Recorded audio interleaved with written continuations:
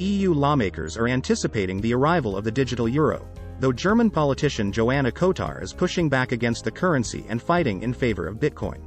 By the way, are stablecoins parasitic free riders, borrowing from the security of blockchains without giving any back?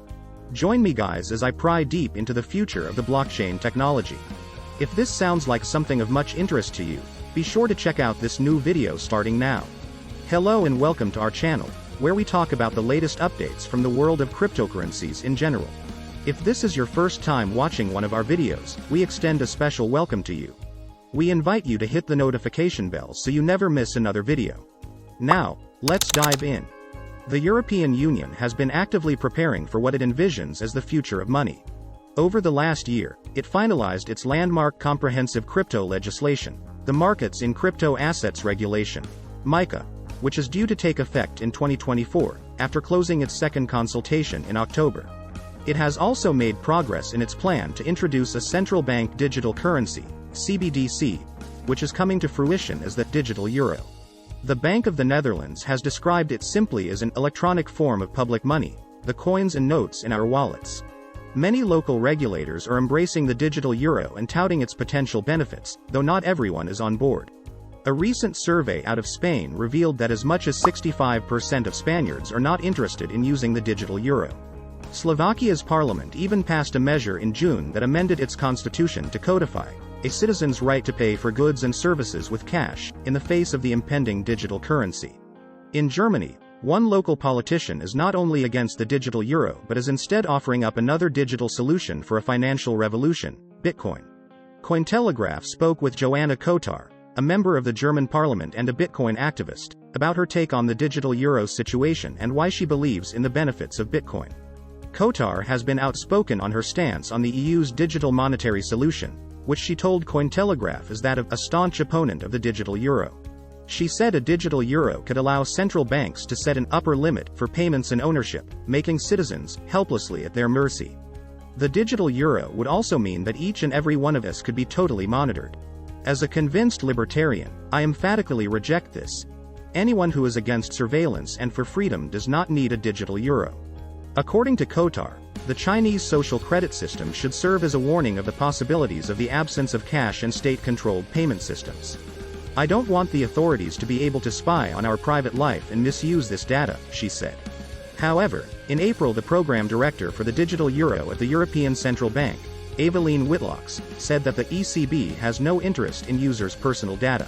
In October, the EU's data protection regulators issued a joint statement regarding anonymity in digital euro transactions.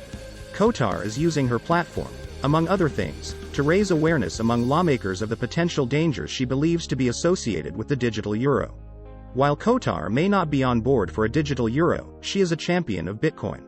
She is behind the Bitcoin in the Bundestag initiative, which she told Cointelegraph is committed to raising awareness and educating members of the German Bundestag, MPs, about the potential and risks of Bitcoin. Establishing a formal Bundestag committee that recognizes the technological differences between Bitcoin and other crypto assets and mainly deals with the importance of Bitcoin for our society is very important for us. She said her initiative serves as an information resource for members of the Bundestag and helps them make more informed decisions about Bitcoin specifically. When she explained her greater vision for bringing Bitcoin into regulators' consideration, one major change she'd like to see is the allowance to pay taxes and fees paid in Bitcoin and using Bitcoin mining farms to stabilize the power grid. We need to promote the freedom aspects of Bitcoin. This includes protecting privacy, ensuring security standards and preventing excessive regulation to maximize the benefits of Bitcoin. Kotar would also like to initiate a preliminary examination for a legal framework that would recognize Bitcoin as a legal tender in Germany. This includes ensuring the legal security for companies and citizens, she said. We need to combat potential risks such as money laundering, tax evasion and other illegal activities associated with Bitcoin, she said. But without stifling innovation and the freedom aspects of Bitcoin. The Bitcoin-savvy lawmaker said her ideas for Germany could easily be transferred as a framework for other countries. She urges international cooperation to develop a blanket standard for Bitcoin and its cross-border use. When asked if she feels similarly impassioned for other cryptocurrencies currently available on the market, her response was simply, "My initiative is Bitcoin only." On October 18, the European Central Bank, ECB, has announced it will begin the preparation phase for the digital euro project following a 2-year investigation into the potential EU-wide digital currency. Now to our main focus for the day. Are blockchains becoming dollarized? Please, do not forget to subscribe to our channel and also hit that notification bell to be the first person to get more updates about the latest happenings in the crypto space. It has become increasingly clear that stablecoins have become the dominant means of transaction settlement on public blockchains, at the exclusion of native cryptoassets like Bitcoin, Ether. This wasn't in the plan of the architects of these blockchains or their communities. On-chain data supports this observation. Stablecoins represent approximately 10% of the total crypto market cap, but they account for around 70–80% of transactional value settled on blockchains. While most metrics show a stagnation of interest and usage for major crypto use cases, stablecoin usage is high and growing. The value settled by stablecoins has stayed fairly steady throughout the last 2 years of the bear market, and monthly active transacting users continue to grow. According to data compiled by Brevan Howard Digital, USDT and USDC are continuing their trend upwards in weekly active addresses, with Tron and BSC being the major blockchains seeing usage. The weekly transaction count for major stables is nearing an ATH. Ethereum L2s like Arbitrum, Polygon and Optimism are also gaining traction as stablecoin settlement venues. Ethereum L1s used to be the dominant venue for stables like USDC and USDT, but Tron has grown to compete with Ethereum in terms of value settled.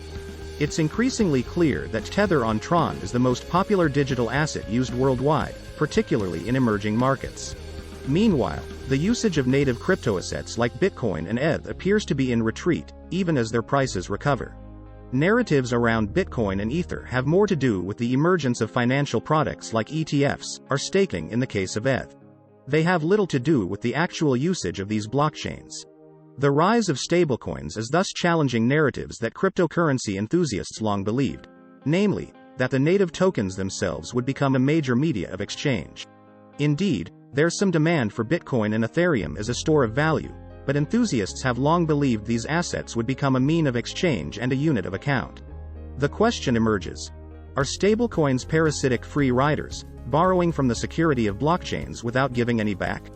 Bitcoiners tend to think so, largely discouraging stablecoin usage on Bitcoin. Tether recently dropped the Omni protocol on Bitcoin, which was how it came to market in the first place. Bitcoiners tend to think stablecoins cannibalize the usage of Bitcoin as a medium of exchange, trying to discourage its usage and push users to use tools like Lightning instead. However, Lightning usage has stalled by most metrics, with TVL at a mere $150 million, versus a $125 billion market cap for stablecoins. If stablecoin users remain fee-sensitive and keep moving their business to new low-fee blockchains, the fee pressure may ultimately be incidental. In that case, the best hope for these blockchains is to find a way to issue stables against their native tokens, as is happening with staked Ether. It's clear stablecoins are major financial rails, rivaling established TradFi settlement networks. They are clearly good for financial inclusion and as a protection from inflation. Yet, whether they are good for blockchains themselves remains an open question. Now, I'd love to hear your thoughts on this in the comments section. Write us anything down here, we are very eager to read you. Always remember that you are an important part of our community. With that, we come to the end of this video. If you enjoyed it, give the video a like and don't forget to subscribe. This really helps me with the YouTube algorithm. Also share this video to as many people as possible. Let's get this news everywhere. See you in a future opportunity to talk about the latest news that concerns us all as a community. Thanks for watching.